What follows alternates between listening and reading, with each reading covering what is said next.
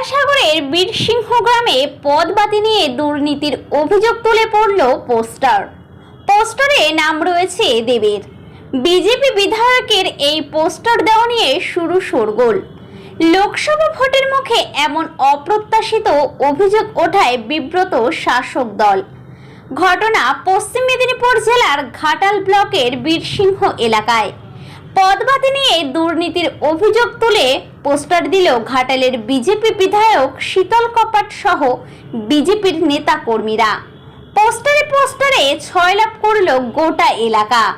পোস্টারে লেখা বীরসিংহ উন্নয়ন পর্ষদের দায়িত্ব থেকেও কেন উন্নয়ন হয়নি দীপক অধিকারী জবাব দাও। এমনকি মহকুমা শাসককেও জবাব চেয়ে পোস্টার দিল বিজেপি।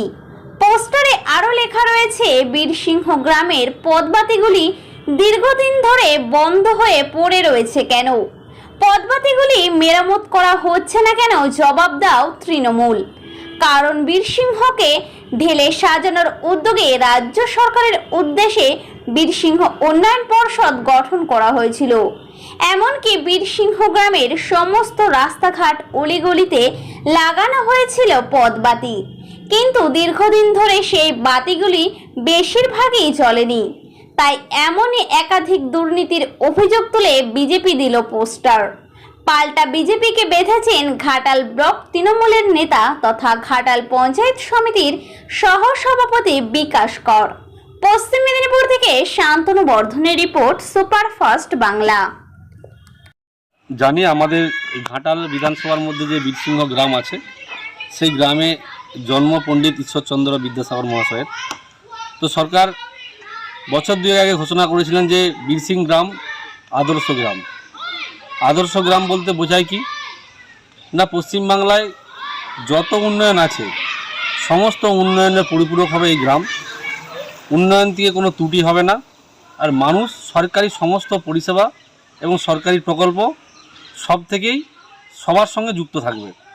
তো সেই জায়গায় আমরা দেখছি অন্য অন্য গ্রাম যেখানে জলের সমস্যা, রাস্তার সমস্যা, আলোর সমস্যা, ঠিক একইভাবে বীরসিংহ গ্রামেও আলোর সমস্যা, জলের সমস্যা, রাস্তার সমস্যা। তো সেই জন্য আমরা লক্ষ্য করেছি এবং তথ্য নিয়ে বলছি যে এই বীরসিংহ উন্নয়ন পরিষদ, এই পর্ষদের ভাইস চেয়ারম্যান হয়েছে আমাদের বিদায়ী সাংসদ সম্মানীয় দীপক অধিকারী মহাশয়। তেনার নজরে সমস্ত কিছুই আছে।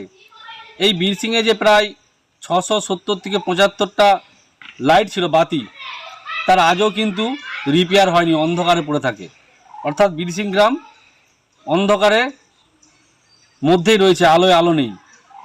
দ্বিতীয়ত আমরা দেখছি এই গ্রামে বেশিরভাগ মানুষ যারা বসবাস করছে তাদের মাটির বাড়ি, উন্নয়ন সেখানে হয়নি। আরেকটা জিনিস আমরা লক্ষ্য করি যে আমাদের বীরসিংহ গ্রামের যে পার্ক রয়েছে, সেই পার্কের নামে প্রায় 1.5 কোটি টাকা বরাদ্দ করেছিলেন।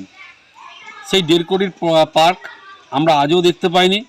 কিন্তু এর সঙ্গে যুক্ত রয়েছে আমাদের এসডিও সুমন বিশ্বাস মহাশয়, এই উন্নয়ন পরিষদে যুক্ত রয়েছে আমাদের বিধায়ী সাংসদ দীপক অধিকারী মহাশয়, ভাইস চেয়ারম্যান রয়েছে এবং সরকার যে উন্নয়ন পরিষদ তৈরি করেছে তার প্রোটোকল অনুসার এই উন্নয়ন পরিষদের চেয়ারম্যান হচ্ছে আমাদের মেদিনীপুরের ডিএম।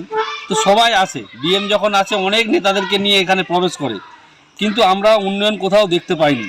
তো সেই জন্যে আমরা এটা বারে বারে বলি, দেখুন 2.5 কোটি টাকা নিয়ে যে বিদ্যাসাগর মহাশয়ের ঐতিহ্যবাহী ছাত্রাবাস, সেই ছাত্রাবাসের যদি আমরা ছবিটা দেখি, সেটা কিন্তু এই যে 2.5 কোটি টাকার হিসাব মিলবে না, আদৌ 2.5 কোটি টাকার নয়। এরকম অনেক রয়েছে। তো সেই জন্য আমরা এগুলো চাই যে সাংসদবাবু রয়েছে, ওনাকে জবাব দিতে হবে। এরকম প্রায় 8 দফা দাবি নিয়ে আমরা আজকে পোস্টারিং করেছি এবং এলাকার মানুষের উৎসাহ দেখেছি, তারাও কিন্তু এটা বলছে হ্যাঁ বাস্তব সত্য।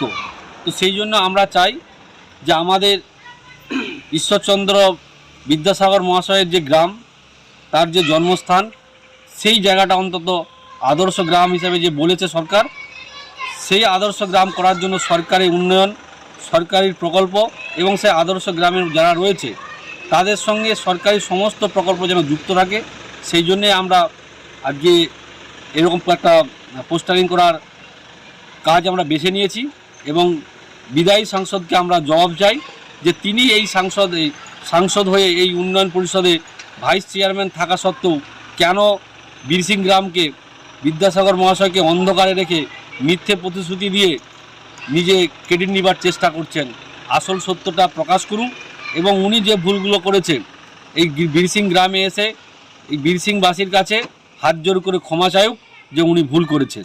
কারণ আমরা আঙুল দিয়ে তথ্য দিয়ে দেখিয়ে দিয়েছি বাস্তবতা কী। তো সেই জন্য এর সঙ্গে সঙ্গে আরেকটা কথা আমরা বলবো, এই যে 670 থেকে 75টার যে বাতি ছিল লাইট, তার আয় ব্যয় কত টাকার লাইট খরচা করে এই লাইটটা তৈরি করেছিল, আদৌ কি সঠিক পরিমাণে যে টাকাটা বরাদ্দ ছিল সেটা খরচা হয়েছিল, আমরা এটা জানতে চাই। এর সঙ্গে আরেকটা প্রশ্ন করব, উনি বলেছিলেন যে আমি 10 বছরে কি কাজ করেছি তার একটা বই বের করব, পুস্তক বের করব, সেই পুস্তকে নিয়ে আমি প্রচার করব এবং পাবলিককে অর্থাৎ ঘাটাল লোকসভার সমস্ত মানুষকে দেখাবো যে আমি এই উন্নয়ন করেছি। আমরা জানতে চাই উনি কি উন্নয়ন করছে, অবিলম্বে সে যেন পুস্তকটা বের করে। কারণ আমরা জানি উনি বের করতে পারবেন না, কারণ যত উন্নয়ন করেছে তার মধ্যে বেশিরভাগটাই তোলাবাজি আর কারমানির সঙ্গে যুক্ত। উনি কাজের সঙ্গে যে কাজের কত টাকা বরাদ্দ হয়েছিল সেটা সম্পূর্ণভাবে হিসাব দিতে পারবে না। কারণ ওনার দলের নেতারাই বলেছে ওনার কাজে 30% কমিশন দিয়ে দিতে হয়। তাহলে একটা কাজে যদি 30% কমিশন চলে যায় সে কাজটা কিন্তু সম্পূর্ণ হবে না, হতে পারে না। আমি দায়িত্ব নিয়ে বলছি উনি যতগুলো কাজ করেছেন কোনো কাজেরই হিসাব দিতে পারবে না। সেই জন্যেই মুখে বলেছেন যে আমি পুস্তক বের করব কি কাজ করেছিলাম, সেই বই আজও বেরোয়নি আর বের করতেও পারবেন না। বিস্ময়কর লাগছে আমাদের কাছে। 2019 সালের আগে বীরসিংহকে গিয়ে আমরা জানতাম না, বুঝতে পারতাম না এখানে আদৌ আমাদের পাতশ্বরী পণ্ডিত ঈশ্বরচন্দ্র বিদ্যাসাগর জন্মগ্রহণ করেছিলেন কি না। 20 শতবর্ষ উদযাপন উপলক্ষেও মমতা বন্দ্যোপাধ্যায় এখানে এসেছিলেন, শ্রদ্ধা জ্ঞাপন করেছিলেন বাংলার ঐতিহ্য কৃষ্টি সংস্কৃতি মেনে। বীরসিংহে আমাদের বিদ্যাসাগর মহাশয়ের নীতি আদর্শকে তুলে ধরার জন্য তিনি এখানে এসে ঘাটালকে বরদান করেছিলেন। সবথেকে বড় আমাদের আনন্দের দিন বীরসিংহ ডেভেলপমেন্ট অথরিটি তিনি ঘোষণা করেছিলেন এবং তার মধ্য দিয়ে কোটি কোটি টাকার কাজ চলছে। 30 কোটি টাকার কাজ হয়ে গেছে, আরও 10 কোটি টাকার কাজ পাইপ লাইনে আছে। তো উনি ওখানে কয়েকটা পোস্টারিং করেছেন, আমরা অবাক হয়ে যাই। বলছেন প্রথমে পথবাতি সংস্কার হচ্ছে না কেন, প্রথমে উনি বলছেন পথবাতির অবস্থা খারাপ কেন। তো আমরা আগে গুরুত্ব দিয়েছি ডেভেলপমেন্ট অথরিটির পক্ষ থেকে যে রাস্তাঘাটটা মানুষের বেশি প্রয়োজন, পানীয় জলটা বেশি প্রয়োজন, এগুলো করতে হবে। 200 শতবর্ষ উপলক্ষে আমরা পথবাতি দিয়েছিলাম, এটা অস্বীকার করার কোনো কারণ নেই। পথবাতিগুলো নষ্ট হয়ে গেছে। আমাদের প্রায়োরিটি যেটা আরবান ডেভেলপমেন্ট ডিপার্টমেন্টের পক্ষ থেকে দেওয়া হচ্ছে সেটা হচ্ছে প্রথমে রাস্তাঘাটের কাজ হয়ে গেলেই পথবাতি সংস্কারের কাজ হবে। এটা আমাদেরকে মনে করে দেওয়ার প্রয়োজন নেই বিজেপির পক্ষ থেকে।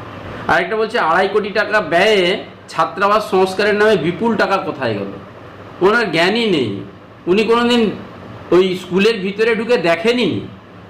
একেবারে ছাত্রাবাস ভগ্নপ্রায় হয়ে গিয়েছিল। হেরিটেজ কমিশনের পক্ষ থেকে 2.5 কোটি নয়, তার থেকে অনেক টাকা কম ব্যয়ে ইতিমধ্যেই ছাত্রাবাস সংস্কার হয়েছে। ছাত্রাবাসের সামনে মাটির ব্লক তৈরি করে অডিটোরিয়াম 2 তল বিশিষ্ট একটা তৈরি হয়েছে হেরিটেজ বিল্ডিং, এবং ওই যে ভগবতী বিদ্যালয় তার সমস্তটা সংস্কার করা হয়েছে। টাকা আরও প্রয়োজন ছিল, অনেক কাজ হয়েছে, আত্মসাতে প্রশ্নই উঠছে না। উনি একটু চোখে বোধহয় ছানি পড়ে আছেন। দেবকে বদনাম করতে হবে, দেবকে টার্গেট করতে হবে, দেবের পেছনে পড়ে থাকতে হবে, এছাড়া ওনাদের কোনো কাজ নেই। দেবকে জড়িয়ে দিচ্ছেন। পিডব্লিউডি ডিপার্টমেন্টের সোশ্যাল সেক্টরের পক্ষ থেকে কাজ হচ্ছে, সরাসরি গভর্নমেন্ট এটা দেখভাল করছেন, আমাদের এসডিও সাহেব দেখভাল করছেন। এখানে দেববাবুর কোনো মানে প্রশ্নই আসার কথা নয়। তিনি বীরসিংহ ডেভেলপমেন্ট অথরিটির ভাইস চেয়ারম্যান, ডিএম সাহেব হচ্ছেন চেয়ারম্যান। বর্ণপরিচয় দুটো গেট হচ্ছে আমাদের সিংডাঙ্গার মোড়ে ঢুকতে, আর একটা আমাদের ওই বীরসিংহে।